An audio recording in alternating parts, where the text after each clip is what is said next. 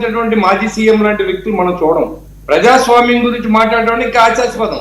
మీకు గుర్తుందో లేదో వర్మ గారు, మా ఇంటికి 40 మంది పోలీసులు వచ్చి ఇంట్లో ఆడపిల్లలు పడుకుంటే వీడియోలు తీసి ఎస్పీకి ఇప్పుడున్న ఎమ్మెల్యేకి మాజీ ఎమ్మెల్యే చూపించిన సందర్భం మీకు చాలా సార్లు చెప్పాను. అవును, మనం చాలా సార్లు అది డిస్కస్ చేసాం కూడా. అది ప్రజాస్వామ్యం అంటారు దాన్ని. లేకపోతే ఎవడైనా నామినేషన్కి వెళ్తే జనసేన వాళ్ళు కానీ తెలుగుదేశం వాళ్ళు కానీ బీజేపీతో సహా ఎవరిని కూడా అసలు కనీసం నామినేషన్ కూడా ఏమి ఉండే సందర్భం మనం చూసాం. ఇవాళ వీళ్ళు ఎంత బాధపడిపోతున్నారు. 5 సంవత్సరాల పాటు ఆర్థిక నష్టం, పోలీసుల వేట, కేసులు మయం. ఎన్నిసార్లు ఇక్కడి నుంచి వెళ్ళి విజయవాడలో పడుకుని బెయిల్ తెప్పించుకున్నాం తెలుసండి. ఎంత డబ్బు ఖర్చు పెట్టామో తెలుసా? అనుభవించడం మాకు తెలుసు వాళ్ళ గురించి ఏంటో. ఆయన ప్రజాస్వామ్యం గురించి మాట్లాడుతూ ఉంటే ఇంతకంటే దాన్ని ఇంకా మాట్లాడడానికి మాట్లాడలేవు. చెప్పాలంటే ఆయన చేసిన పనికి ఇంకా ప్రజాస్వామ్యం ఎప్పుడో చచ్చిపోయింది.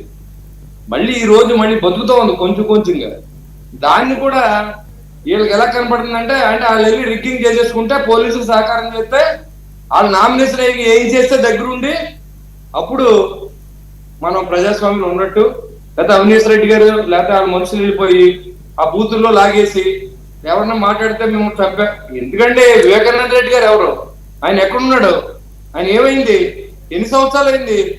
సొంత బాబాయిని కేసు ఇన్వెస్టిగేషన్ చేయనటువంటి మాజీ ముఖ్యమంత్రి ఈ రోజు ప్రజాస్వామ్యం గురించి మాట్లాడుతూ ఉంటే చాలా నిజంగా దీన్ని మాటలో చెప్పలేను. నేను అనుభవించింది చెప్తాను మీకు.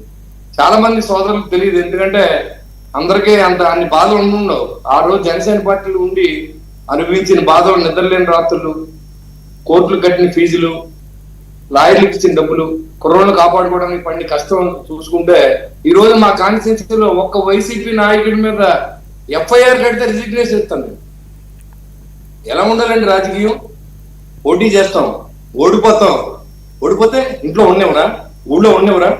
ఇప్పుడు కూడా మీరు చూడండి, మాట్లాడుతున్నారు సీఎం అని చెప్పుకుంటే మాజీ సీఎం చెప్పి సిగ్గుపడే విషయం. 2-0 వస్తే నేనేంటో చూపిస్తాను.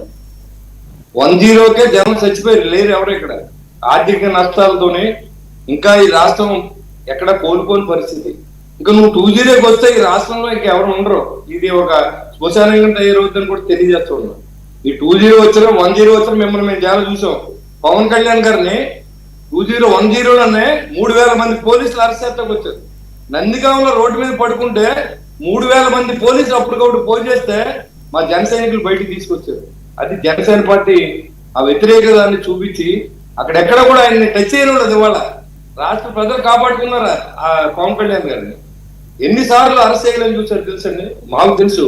ఒక ఏసీపీతో కూడా ఆయన్ని అంతమంది కుట్ర కూడా చేశారు. ఎక్కడ? విశాఖపట్నంలో ముదమే చేసి కూర్చుంటే జనం తిరగబడితే ఫైరింగ్ జరిగి మనిషి లేకుండా పోయే పరిస్థితి మాకు తెలుసు. అనుభవించడానికి అర్థం అవుతుంది ప్రజాస్వామ్యం అంటే ఏంటో, కష్టం అంటే ఏంటో. పైన కూర్చున్నవాడికి ఎవరికి అర్థం అవుతాం. ఇవాళ జగన్మోహన్ రెడ్డి గారు మేము హింస పెడుతున్నావా? ఇవాళ చెప్పండి. జగన్మోహన్ రెడ్డి గారు పాత కేసులు 2019 ముందు, 2014 ముందు, రాష్ట్రం విడిపోక ముందు ఉన్న కేసులన్నీ, దాంట్లో నువ్వు కొట్టించుకున్న కేసులన్నీ, నీ దగ్గర ఈడీ సీజ్ చేసినవన్నీ, నువ్వు వాయిదాలకు వెళ్ళిన 3000 వాయిదాలు తీసుకున్న ముఖ్యమంత్రిగా నువ్వు మళ్ళీ ప్రజాస్వామ్యం గురించి మాట్లాడితే కట్ల బాక్సుల్లో డబ్బులు దొరుకుతూ ఉంటే మీ దగ్గర ఉన్న డబ్బు తీసుకొచ్చి ప్రజలకు పంచి ఇది పాపిస్ట్ సొమ్ము, మిమ్మల్ని మేము లిక్కర్లోనూ వాటిలోనూ మోసం చేసాం. ఇవాళ చంద్రబాబు నాయుడు గారు నిజంగా మాట తప్పున్న 6 సిక్స్ ప్యాక్ లో ఒక 4-5 మాకున్న ఆర్థిక పరిస్థితిని బట్టి ఒకటిగా చేసుకొస్తున్నావు.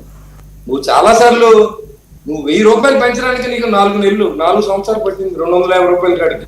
కానీ 1000 రూపాయలు ఒకసారి పెంచి వాళ్ళందరికీ ఇంటికి పట్టుకెళ్ళి ఇచ్చిన ఘనత ఈ కుటుంబం. శ్రీనివాస్ గారు ఒక పులివెందుల్లోనేనా ఈ హీటు? ఇంకా చాలా ఉన్నాయి. లోకల్ బాడీ ఎలక్షన్ జరగలేదు, ప్రతి దగ్గర ఇలాగే ఉంటుందా? ఎలా ఏముందని పులివెందుల్లో మేమేం చేసాం? వాళ్ళు రిగ్గింగ్ చేయకుండా ఆపాం. ఇలాగే ఉంటది, రిగ్గింగ్ చేయకుండా ఆపుతాం. ఇంట్లో ఏం అనుమానం లేదు. రిగ్గింగ్ మేము చేసామా? పోలీసులు మేము తీసుకెళ్ళాము, అక్కడ మేము వెళ్ళి ఓట్లు వేసుకున్నామా? ఓట్లు వేసే అవకాశం కల్పించాం ప్రజలకి, ఓట్లు వేసే అవకాశం కల్పించాం. ఇదివరకు పులివెందుల్లో లేదు. క్యాండిడేట్లే దాచేసే పరిస్థితి కాదని చెప్పానండి. తెలియని చిన్నపిల్లలు చెప్తారు పులివెందులు అంటే ఏంటో.